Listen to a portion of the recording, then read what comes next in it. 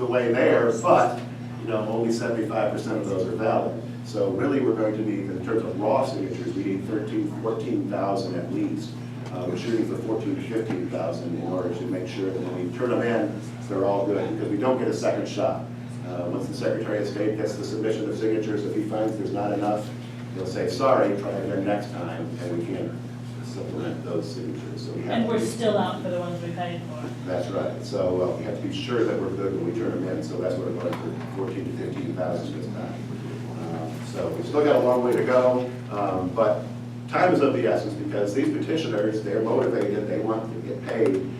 So if you're going to collect signatures, please try to get them in by no later than mid-May, because by the end of May, we're probably going to be ready to go to turn in our signatures to the Secretary of State's office. So the sooner you can get those turned in, the better. I can't, even if you tell me, I've got 100 signatures in the closet, I can't count them until they're in our grubby little paws.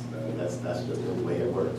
We can't count on promised signatures. So send them to the post office box, bring them to my house, give them to another executive committee member, somehow get them to the party so we can count them. Deadline in June? Well, the deadline is technically, let's see, March, June, end of June. June 26th would be 90 days.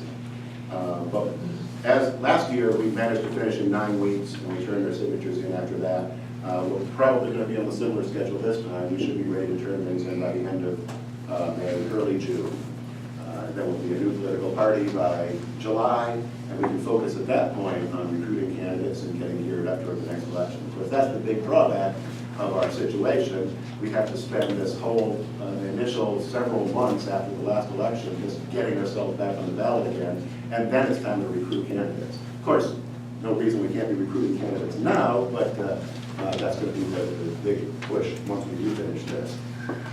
As far as other things that you can do to help out, also included in the packet is this volunteer form, which has your name, email, and phone number. This has a number of different ways that you can volunteer to help the party, or one of the things that we'll be looking at is forming new committees for the next year or two, along with electing a new executive committee.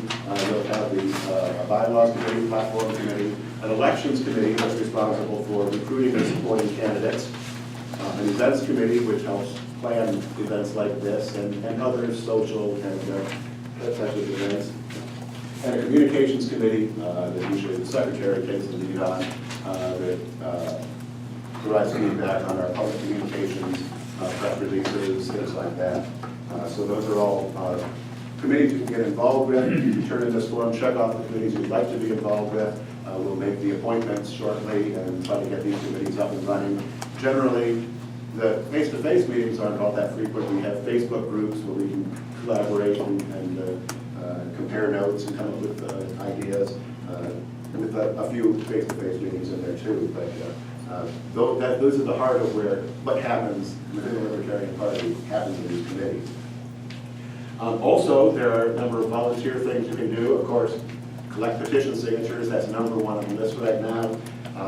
But we're also putting a big push on organizing county affiliates, as I talked about earlier. We've made a lot of progress, but there's a lot of counties to go. And even in the counties where we have a provisional chair, we need to start having regular meetings, build our membership up, get them to be functional county affiliates. Organizing and participating in libertarian social events. One of the things, as a state party, we only get together really once a year for this convention. But some people have suggested it might be nice to go out and do some things as a bunch of libertarians just having fun together. Maybe a float trip on the Buffalo River, hiking somewhere else around the state, but something like that. So if you're interested in participating in those kind of things, check the box there. Of course, we're a volunteer organization. We always need money. So if you could volunteer to become a member of the Torch Club or a monthly donor, that's really what supports this party, what makes it possible for us to behave as an organization and get things done, is our monthly subscribers who support us year in and year out. And we have a card here that you can fill out, stuff in there too. If you want to become a member of the Torch Club, we'll be talking about these membership levels and what they mean later this afternoon. But for now, this is our membership structure, and the important thing is that this whatever you can give, especially on a monthly basis. It's less painful when you do it 1 month at a time rather than a full year in advance. That's what keeps the party going.